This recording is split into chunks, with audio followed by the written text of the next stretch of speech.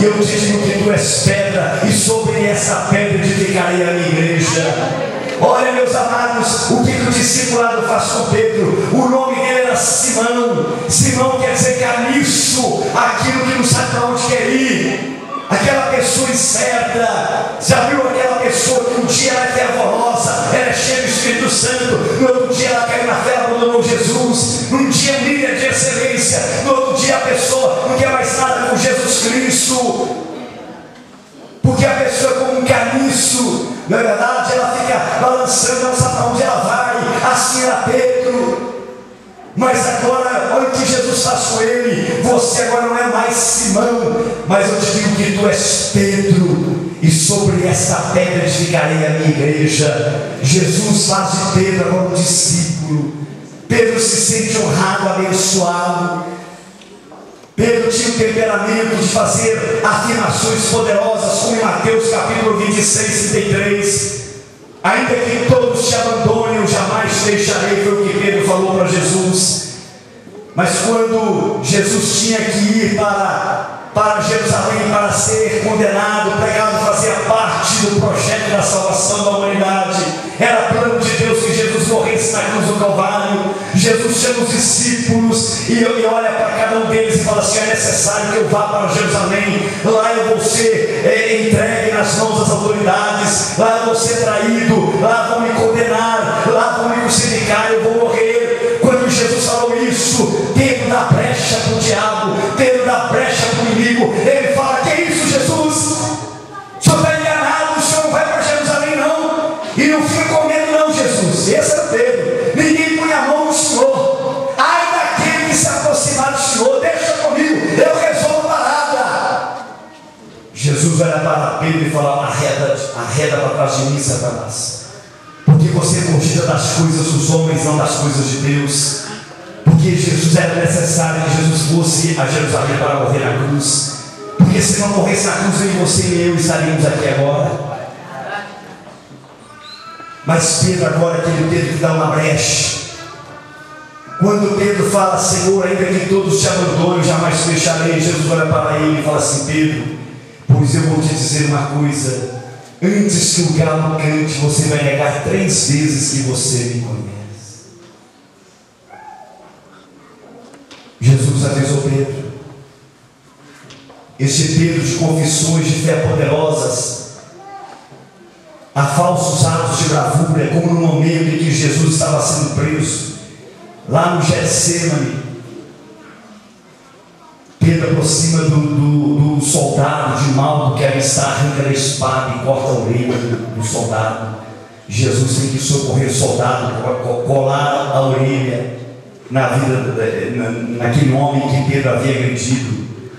Pedro era assim, esse homem valente em determinados momentos, mas ao mesmo tempo valente, ele tinha muitas fraquezas de covardia na vida.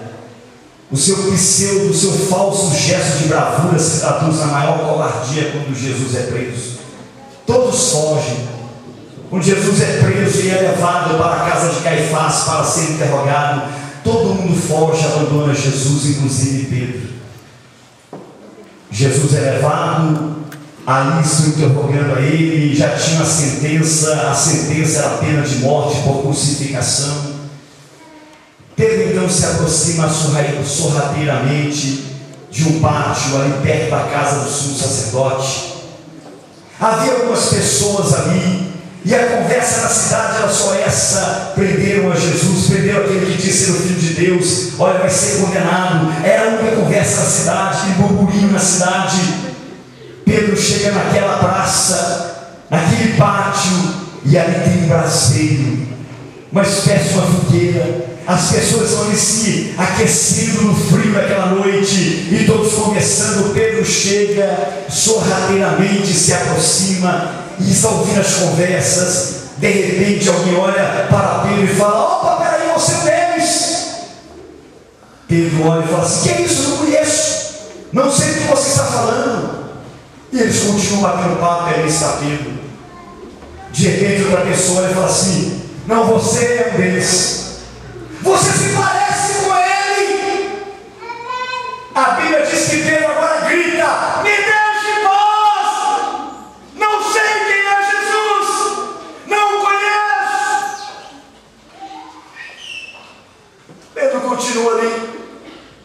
De repente vem uma terceira pessoa e fala: não vou ser um deles. Você fala igualzinho ele. Você gesticula igual ele. Você é de Jesus, sim. Você é do grupo dele. A Bíblia diz que Pedro agora fala impropérios. Ele pragueja.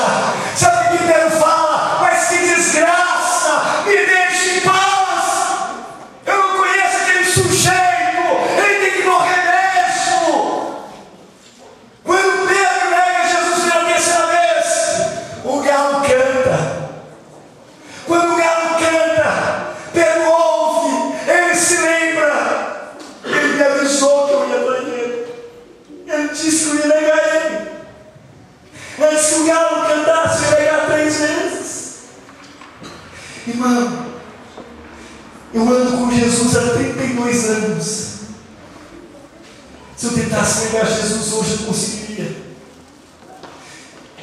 Porque não é a realidade da minha vida.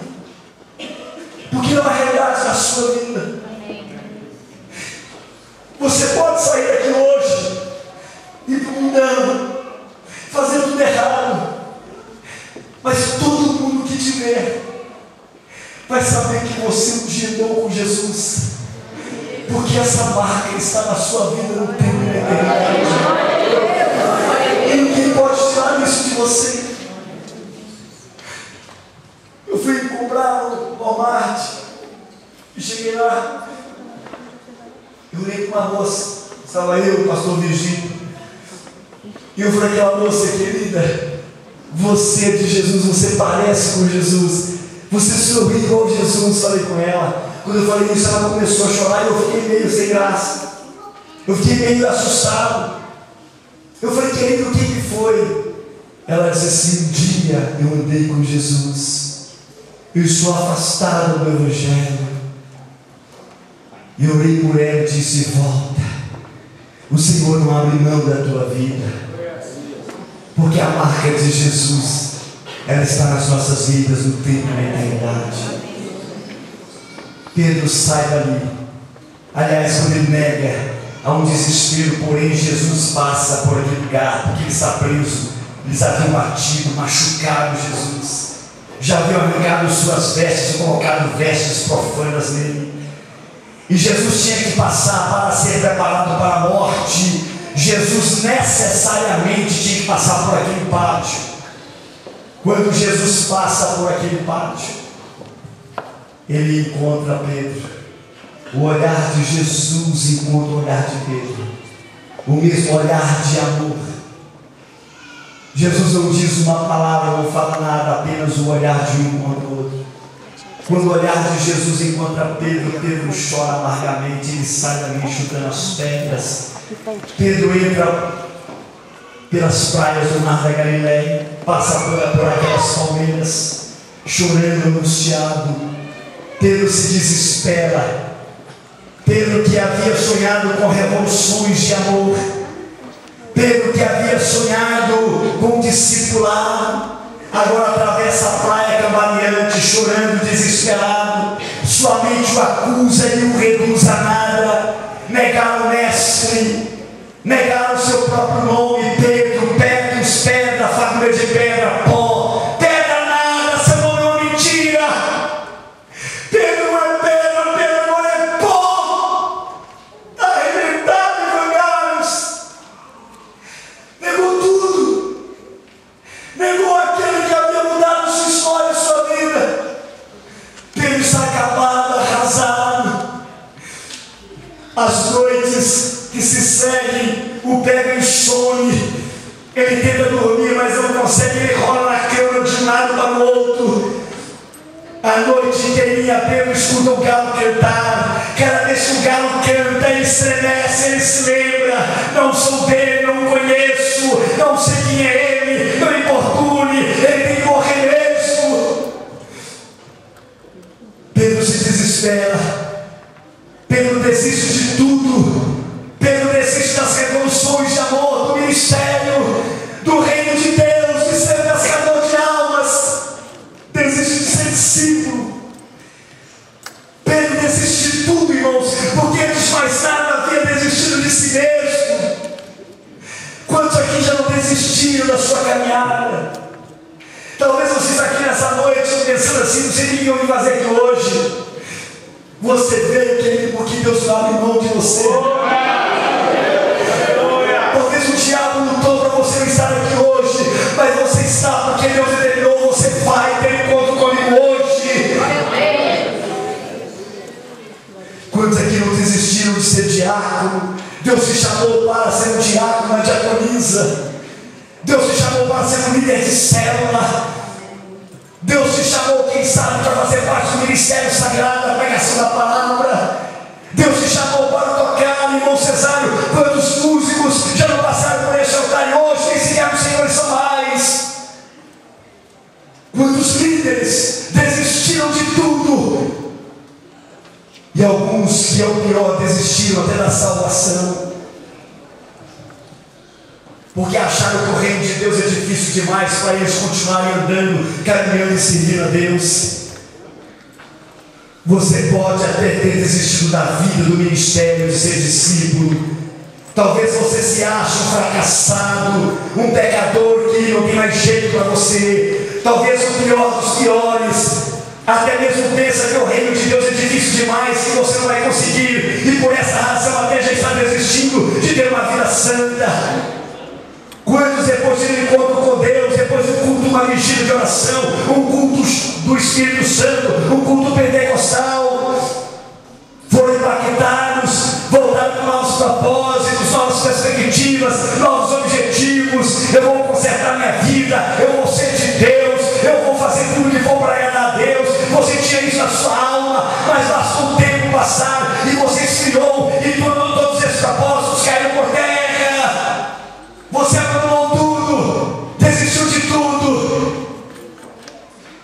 Mas ainda que você tenha desistido de tudo, eu quero dizer para você: Deus não desistiu de você.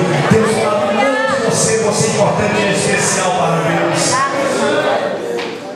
Deus não desistiu de Pedro. E a maior prova que Deus não havia desistido de Pedro foi um aviso que Jesus manda para ele em Marcos capítulo 16, versículo 7. Maria Madalena vai ao túmulo para levar algumas ervas aromáticas para lançar no túmulo de Jesus. Quando ela chega lá, Jesus aparece a ela, se manifesta a ela, para mostrar para ela que ele já não estava mais morto, mas havia ressuscitado. Mas Jesus chama Maria Madalena e fala assim: Maria, vá e diga aos meus discípulos e a Pedro. Jesus poderia ter dito apenas: vai e diga aos meus discípulos, mas ele disse: vai e diga aos meus discípulos e a Pedro. Por que Jesus mencionou o nome de Pedro? Porque ele sabia que Jesus, ele sabia que Pedro estava arrasado, ele sabia que Pedro estava destruído na sua alma. Jesus disse: vai e diga aos meus discípulos e a Pedro que eu estou aguardando eles no mar da Galileia. Maria Madalena vai correndo, ela chega até onde os discípulos estão todos tristes, reunidos ali num cantinho. Está Pedro, cabisbaixo, se sentindo o pior dos piores, e ela chega e fala assim: queridos, eu tenho uma boa notícia para vocês. O que foi, Maria? A primeira boa notícia é que Jesus não está morto, ele ressuscitou e está vivo pelos séculos dos séculos. Aleluia! Aleluia!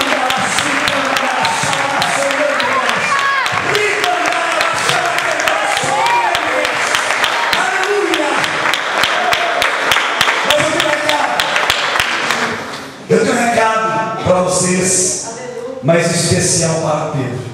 Jesus manda que vocês vão para o mar de Galileia, porque vai encontrar conosco lá. E ele disse para você: Pedro, você tem que ir, você não pode faltar. Eu não vou não. Eu neguei a ele. Eu disse que eu não conhecia. Eu neguei tudo. Mas Jesus falou que é para você ir, porque ele vai esperar lá. Pedro, vai por obediência. Chegando no mar da Galileia, Pedro não consegue esperar Jesus se manifestar. Pedro volta a pesca, entra no barco. Ele consegue convencer os outros discípulos a ir pescar com ele. Ele quer ocupar a sua mente de alguma maneira. E eles trabalham, barco e rede a noite inteira. A noite inteira. de manhãzinha, quando está o sol querendo nascer, não dá para ver muita coisa, você percebe que está amanhecendo, uma voz na praia grita assim: amigos, tende alguma coisa de comer? E os discípulos dizem: não, trabalhamos a noite inteira e nada pescamos. A voz da praia grita assim: lança a rede do lado direito do barco. Eles lançam a rede. Quando eles puxam, a Bíblia diz que a rede está cheia de 153 grandes peixes. Por que 153? Alguém aqui sabe por que foram 153? Esse número não foi à toa. Esse número representa o número de povos e nações que haviam naquela época. 153 nações, hoje não sei quantas existem, mas significava 153 povos que precisavam ser alcançados pelo Evangelho. Quando a pesca acontece, aquela pesca milagrosa, naquele momento, naquele exato momento, o João fala: peraí, isso já aconteceu uma vez, já sei, é o Senhor que está na praia. Quando Pedro ouve que é o Senhor, a Bíblia diz que Pedro pula no mar e começa a nadar. Quando eles encostam, ancoram o barco, Pedro quer puxar a rede sozinho, levar tudo sozinho. Além da compensação, ele quer mostrar que ele ainda é importante em alguma coisa. Eles chegam na praia, no silêncio. A Bíblia diz que Jesus oferece e dá para eles comer pão e peixe. Eles comem, é um silêncio e ninguém fala nada. Quando eles terminam de comer, Jesus chama Pedro. Por favor, pastor. Jesus chama Pedro: vem cá, vamos ter uma conversa. Pedro pensa assim: é agora que ele vai acabar comigo. Agora ele vai arrebentar a minha vida.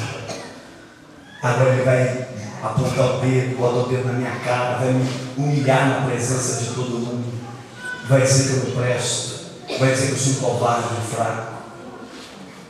Mas Jesus não esmaga a cana quebrada. Amém? Ele não esmaga a cana quebrada. Ele não apaga a torcida que fumega. Ele reacende os últimos lampejos da alma, não é? Jesus não tem nada no lixo. O mundo tem. O mundo te usa.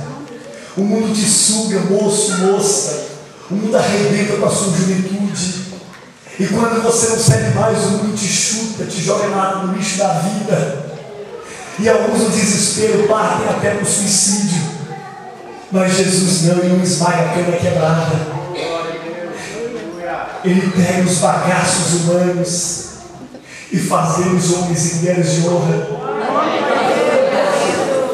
Eu me lembro, a minha filha era pequenininha e ela queria uma bicicleta.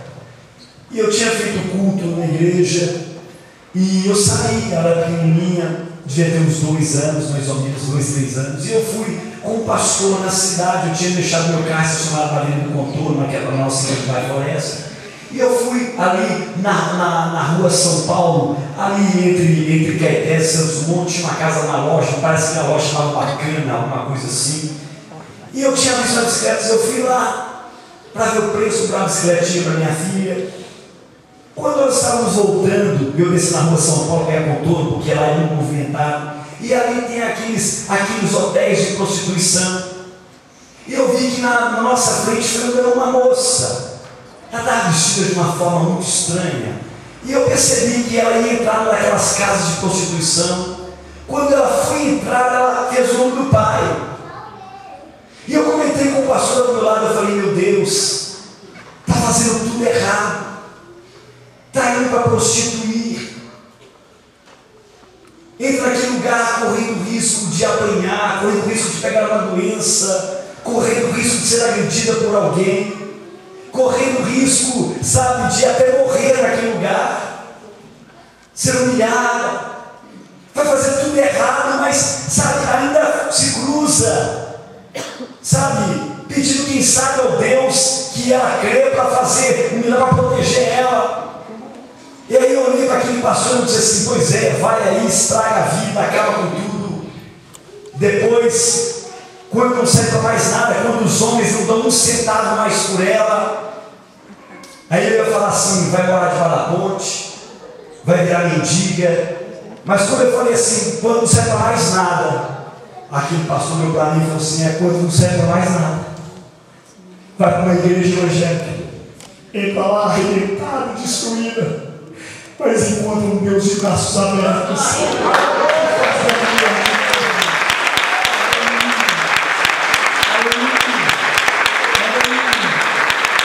Esse é Jesus. Ele chama Pedro e ele faz a Pedro a única pergunta capaz de levantar o caído.